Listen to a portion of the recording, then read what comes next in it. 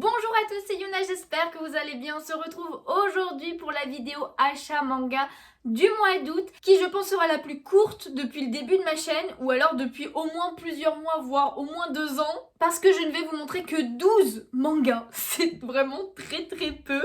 Comparé au mois précédent où je vous en ai montré 72, il y en avait quand même 60 de plus. Et ben là, il y en aura que 12, voilà. C'est un très petit mois pour moi, le mois d'août. Ça fait 3 fois le mot mois, c'est chelou. Et ça s'explique par plusieurs choses. Déjà, il y avait moins de sorties que d'habitude, en tout cas que le mois précédent. De deux, il y avait des mangas que j'avais déjà achetés au mois de juillet parce qu'ils étaient sortis en avant-première à la Japan Expo. Donc tout cela, il y en a au moins 4 voire 5. Évidemment, je ne vais pas vous les remontrer là, donc n'hésitez pas à aller voir les anciennes vidéos pour les anciens achats. Et après, la troisième raison, je tourne la vidéo, on est le 26 août, donc le mois n'est pas terminé. Il y a encore 2 ou 3 tomes qu'il faudrait que j'achète qui vont sortir en août. Mais malheureusement, enfin, ou heureusement pour moi quand même, je pars en vacances mercredi là qui arrive. Et du coup, je pars pendant une semaine, je ne serai pas chez moi le week-end. Bah là, actuellement... Quand vous regardez cette vidéo quand elle sort, je ne suis pas chez moi, je suis chez mes parents en Corse. Et du coup, forcément, je ne pouvais pas tourner la vidéo là-bas, faire du montage là-bas, etc. Donc c'est pour ça que je la tourne un petit peu en avance pour vous la sortir à temps quand même. Mais bon, à 3 mangas après, c'est pas non plus énorme la différence. Donc j'espère que la vidéo vous plaira quand même. Et comme d'habitude, on va commencer par les mangas qui sont sortis courant août et que j'ai pris. Tout d'abord, on commence par le tome 7 de La Danse du Soleil et de la Lune qui est sorti. Alors la couverture, j'avoue que là, est pas forcément très jolie. Après, le style est très joli, j'aime bien. Avec la suite qui est comme ceci. Alors, je suis un petit peu en retard sur la lecture. J'ai très peu lu au mois d'août aussi, malheureusement, parce que ma palle ne fait qu'augmenter, elle ne descend pas beaucoup. Mais j'ai pas forcément pris le temps, j'ai pas forcément eu le temps non plus à certains moments. Donc voilà, même en partant en Corse, là, je vais pas forcément prendre des mangas parce que j'y vais en avion. Donc j'ai pas autant de place que je voudrais. Je vais pas prendre des mangas. Je vais plutôt prendre des romans et tout où je suis en retard aussi dessus. Mais c'est pas grave, en tout cas, le tome 7 est sorti et je l'ai pris parce que j'aime beaucoup ce manga. Ensuite, évidemment, je l'ai pris et je l'ai lu direct. Celui-ci, c'est la suite de Oshinoko. Donc voilà, le tome 12, j'allais dire 11, mais le tome 12 est sorti avec cette couverture, avec ce vert flashy. Voilà, ce vert fluo, j'ai envie de dire. Ça fait très étrange parce que tous les tomes de Oshinoko sont blanc, noir ou un rose un peu pâle. Et là, le vert flashy, il dénote totalement sur la lignée. Genre, je sais pas comment ils ont fait pour choisir les couvertures, mais il n'y a pas de sens. Souvent, dans les collections de mangas, enfin, quand tu regardes les couvertures, soit la tranche va être pareille sur les côtés, soit va y avoir une illustration qui va faire une fresque, genre, ou alors va y avoir genre plein de couleurs, mais du coup, voilà, ça va faire très coloré. Mais là, les 5-6 premiers tomes sont blancs, après on a un noir, après un blanc, un rose, un noir et un vert fluo. Il n'y a aucun sens. Bon, en tout cas, du coup, je l'ai lu, ce tome, et j'ai adoré. On arrive dans l'arc final de Oshinoko, donc il va rester plus tant de tomes que ça. Je pense pas qu'on ira jusqu'au tome 20, par exemple, mais c'est un très bon tome, j'ai hâte. Alors, j'avoue que je regarde pas, d'ailleurs, il y a la saison 2 en ce moment sur ADN, normalement elle est toujours en cours. Je ne l'ai pas encore regardée, il faudrait que je la regarde, mais moi j'ai que Crunchyroll donc il faut que je la regarde autre part. Et j'ai eu un petit peu la flemme pour l'instant, je suis pas très animée, je suis pas dans une période d'animé ni de manga en fait en ce moment. Vraiment quand j'ai envie de me poser, j'avoue que je veux plutôt jouer à la Switch ou quoi que ce soit, ou alors faire du colo. Donc je suis plus dans une période avec ces choses-là qu'à lire, voilà, que ce soit du manga ou des romans, ou à regarder des animés. Mais ça va revenir, je sais que j'ai des périodes comme ça, donc voilà, j'achète quand même les mangas comme ça, je suis à jour. Mais voilà, pour le tome 7 de Oshinoko, n'hésitez pas à me dire si vous l'avez lu aussi. Lui, j'ai pas encore pris le temps de le lire, c'est Mushoku Tensei, le tome 20 qui est sorti, oui c'est ça. Bon, je l'ai pas encore lu, mais bon, c'est pas... les derniers tomes sont pas ouf du tout, genre vraiment ça ne m'intéresse pas tant que ça. J'espère que ça va revenir comme avant où c'était trop bien, donc c'est pour ça que je continue d'acheter. Et puis j'aime pas abandonner une série, surtout que le début j'avais vraiment adoré. Donc ça me ferait chier d'arrêter cette série, c'est pour ça que je continue de la prendre. Je lirai le tome parce que le 19 je l'ai lu. Je suis quand même à jour sur cette série à chaque fois parce que j'attends toujours ce moment fatidique où ça reviendra trop bien. Mais du coup on sait jamais, peut-être de ce tome là, même si j'ai peu d'espoir. J'ai aussi pris la suite de The Ice Guys and the Cool Girl avec le tome 9. Ça faisait très longtemps qu'on n'avait pas eu la suite de ce manga qui est vraiment trop mignon, trop chill et tout. La couverture est juste magnifique comme vous pouvez le voir. C'est un grand format aussi et il est sorti en animé, je l'ai pas vu mais je pense que la vibe de l'animé doit être très cool aussi. En tout cas ce tome là je l'ai pas lu non plus mais je suis un petit peu en retard, j'ai pas dû lire les 2-3 tomes précédents non plus. Donc voilà, j'attendrai parce que c'est vraiment un manga que j'aime bien lire genre dans le lit et tout en mode chill. Et enfin le dernier tome qui est sorti ce mois-ci et que j'ai pris, eh bien c'est le dernier tome justement de Love Mix Up avec le tome 9 qui est sorti en collector et que j'ai pu prendre. Je suis trop contente parce qu'en plus je l'ai pas acheté le jour de sa sortie, mais quand je suis passée à la Fnac, eh bien j'ai vu qu'il en restait un collector, donc je l'ai pris évidemment. Donc voici pour le collector, donc ça c'est la couverture du collector et la couverture du normal est comme ceci. Donc c'est cool franchement qu'ils aient mis les deux couvertures au niveau du coffret parce que c'est pas une couverture alternative au niveau du manga en lui-même. Donc du coup évidemment dans le collector il y a le manga comme ceci, donc c'est le dernier tome, j'ai hâte de le lire, je l'ai pas encore lu j'avoue. Donc voilà, et comme je vous disais c'est pas une couverture réversible, mais on a aussi une petite planche de stickers comme ça qui ils sont trop mimi. On a aussi un petit carnet d'illustrations qui est vraiment tout fin, mais avec de très jolies illustrations. Je vais vous les montrer parce qu'il y en a vraiment très peu, mais voilà un petit peu les illustrations, c'est très mimes, tout en couleur et tout comme ça. J'aime bien. Et on a nos 4 personnages principaux juste en dernière page. Et en dernier, on a un petit set de papeterie tout simplement. Donc on a un petit crayon de papier. Alors je les laisse là parce qu'ils sont collés en fait. Bon, ils sont collés juste pour qu'ils tiennent, hein. Et on a une petite gomme aussi comme ceci. Et après, on a un carnet. Voilà, en fait, où on a une petite illustration, on peut écrire dedans. Voilà, un petit, il est quand même assez épais, hein. Il y a vraiment beaucoup de pages dedans, mais c'est trop mignon, j'aime beaucoup l'item. Donc voilà, c'était les mangas qui sont sortis courant août et que j'ai pris. Maintenant, j'ai rattrapé mon retard un petit peu sur certaines séries, comme sur Failure Frame. Voilà, j'ai pris le tome 8 qui était sorti. Je crois qu'il était sorti en juillet mais je l'avais pas encore pris. Donc voilà, je l'ai pris, je l'ai pas encore lu par contre, voilà. Par contre j'ai voulu essayer de regarder de l'animé parce que justement l'animé sort en ce moment sur Crunchyroll. Par contre, je suis un petit peu dégoûtée parce qu'il y a beaucoup d'effets 3D dégueulasses dans cet animé.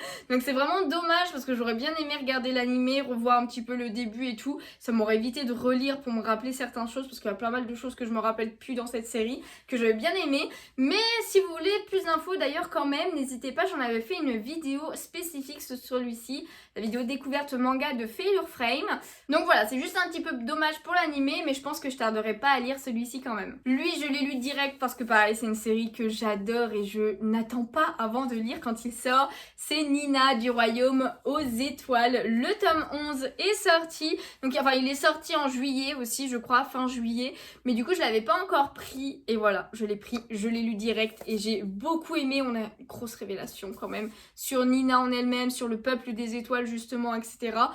Voilà, je me demande comment ça va se passer après, j'ai très hâte de lire le tome 12 pour savoir comment vont réagir, genre par exemple lui, la 7 et Azur, c'est Azur qui s'appelle je crois, l'autre. Enfin bon, j'ai beaucoup aimé et sachez d'ailleurs, j'en ai pas fait une découverte manga, mais sachez qu'il va sortir en animé pour cet automne, voilà. Lui par contre c'est sûr que je le regarderai, j'ai trop hâte de voir ça en animation. J'ai aussi rattrapé mon retard sur Made in Abyss, voilà, le tome 12 était sorti et du coup je l'ai pris, je l'avais pas encore pris. Voilà, avec cette très jolie couverture, c'est toujours des très belles couvertures Made in Abyss. Alors lui il est vraiment tout fin par contre, comparé aux autres il est un peu plus fin. Je l'ai pas encore lu, il faudrait que je relise vite fait le 11 pour me rappeler un petit peu de l'histoire avant de relire celui-ci. Alors c'est pas un manga mais je vous le montre quand même parce que ça en fait partie et ça coûte aussi cher qu'un manga.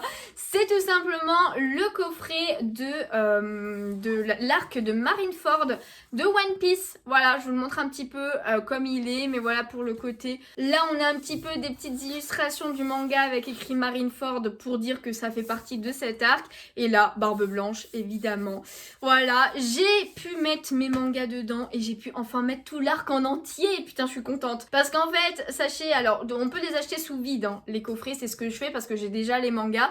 Vous pouvez les acheter avec les mangas déjà entiers dedans. Ça coûte beaucoup plus cher évidemment, mais sinon le coffret en lui-même c'est 7 € et quelques, hein, donc sous vide. Donc c'est pas forcément donné je trouve pour du carton, après les illustrations sont sympas et en plus ça rend vraiment ultra bien dans la collection.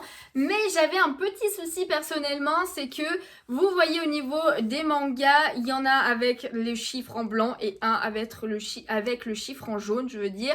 Ceux avec le chiffre en blanc sont la première édition de One Piece en français. Donc c'est-à-dire qu'il y a quelques changements par rapport à l'édition actuelle. C'est par exemple par rapport à des noms. Voilà, Sanji ne s'appelle pas Sanji dans ceux en blanc qui s'appellent Sandy. Usopp s'appelle Pipo, voilà, il y a des petits noms comme ça qui sont pas les mêmes. Et après ils ont refait une édition en prenant bien les noms japonais et sans les changer en fait. Et cette nouvelle édition c'est ceux avec les chiffres en jaune. Donc déjà je trouve ça très très moche en jaune, mais c'est pas grave, je préférais clairement ceux en blanc. Et du coup moi comme ça fait quand même très longtemps que j'ai commencé One Piece, c'était en 2013 que j'ai acheté mon premier tome de One Piece, bah forcément tout le début je les ai en blanc, même un peu plus que le 60, lui là-bas je l'avais pris en jaune parce que voilà, mais il restait encore certains tomes en blanc, donc moi je privilégiais ceux en blanc pour les prendre. Et en fait le problème aussi c'est qu'ils ont dû changer la qualité du papier, ou l'épaisseur en tout cas du papier, parce que pour les tomes en blanc, ils ne rentrent pas tous dans le coffret. Si on a que des tomes en blanc, ils rentrent pas tous. Il y en a forcément un qui ne rentre pas, donc dans tous mes anciens coffrets, vu que c'est que des tomes blancs, et ben j'en ai toujours un qui ne rentrait pas, et là j'ai pu tous les rentrer parce que j'en ai un seul en jaune. Ou alors c'est que je me suis trompée quelque part et du coup il y a un tome en plus à mettre dedans. Mais normalement c'est comme ça. Mais du coup voilà, grosse explication quand même pour ces coffrets. J'espère que vous avez pu les avoir si vous vouliez les prendre. D'ailleurs je me pose la question si vraiment genre les mangas One Piece de la première édition se vendent peut-être cher. Je les vendrai pas parce que moi je les garde comme ça, je les préfère comme ça. Mais je me demande vraiment s'il y a une différence de prix entre les blancs et les jaunes. Et enfin je vous parle d'un dernier manga où j'ai acheté 4 tomes. Je commence à rattraper un petit peu mon retard sur celui-ci, mais c'est un vieux manga, c'est que les mangas d'occasion du coup. Il s'agit de Parmi eux. Et oui, j'ai pu acheter 4 mangas de ce tome. Il ne m'en manque plus beaucoup, je crois qu'il m'en manque un ou deux. Voilà, je crois vraiment qu'il ne me manque plus beaucoup. Bah, le 23 et le 17, si je dis pas de bêtises. Je crois qu'il me manque ces deux-là. Après, ils sont pas forcément au bon prix, du coup. Malheureusement, je pense que je vais racheter ceux-là. Mais du coup, je vous les montre quand même un petit peu. Voici le tome 18. Je vais vous expliquer pourquoi je vais les racheter aussi. Le tome 19 comme ceci. Le tome 20 et le tome 22. Ah non, c'est le 21 qui me manque. Le 21 et le 23 du coup. Et du coup, pourquoi je vais sûrement racheter ces deux tomes-là? Tant pis si je remets un peu plus d'argent dedans. C'est qu'en fait, ils viennent d'une bibliothèque. J'avais pas fait gaffe. Alors, ils étaient d'occasion bons, je crois. Donc, quand j'avais pris, je me suis dit, bon, bah, ça va passer. C'est pas grave si c'est un peu jauni. Ça, en vrai, je m'en fous un petit peu et tout. C'est des vieux mangas, ça paraît logique. Mais en fait, le problème, c'est que du coup, ils sont sous plastique. Vous voyez, il y a même encore la page pour les emprunts à la bibliothèque et tout. Donc, ils sont protégés, c'est bien, c'est cool, mais il y a un code barre. Et je ne peux pas l'enlever. Si je commence à enlever ça, ça va arracher tout le papier, le cartonné de la couverture en fait. Et du coup, en plus, sur le côté, on a aussi un code barre ici. On a un petit truc ici. Et pour le 18, c'est pareil. Il y a le code barre ici. Il y a même un petit rond orange ici, etc.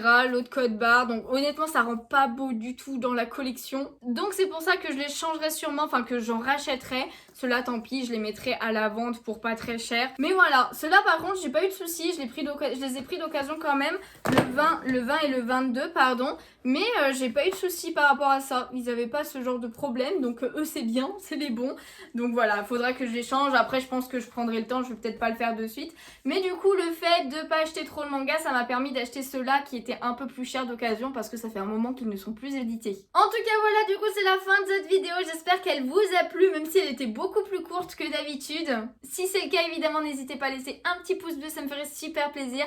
À vous abonner si ce n'est pas déjà fait. Et comme d'habitude, dites-moi en commentaire quel manga vous avez acheté au mois d'août. Si vous aussi, c'était un petit peu tranquille ou si au contraire, vous en avez acheté beaucoup, dites-moi tout ça. J'ai pas du tout regardé, j'avoue, à l'heure actuelle, qu'est-ce qu'il y avait en septembre, mais j'imagine qu'il y en aura quand même un peu plus. Parce que généralement, août, c'est toujours un petit peu calme quand même avec les maisons d'édition. Ils ont déjà fait beaucoup avec juillet, avec la Japan Expo, toutes les sorties et tout. Et puis évidemment, il y a quand même les vacances pour la plupart des entreprises en août. Je pense que les maisons d'édition n'en sont pas exclues. Donc du coup, sur ce, bah voilà, la vidéo s'arrête déjà ici. Je vous fais de gros bisous et je vous dis à bientôt. Bye bye.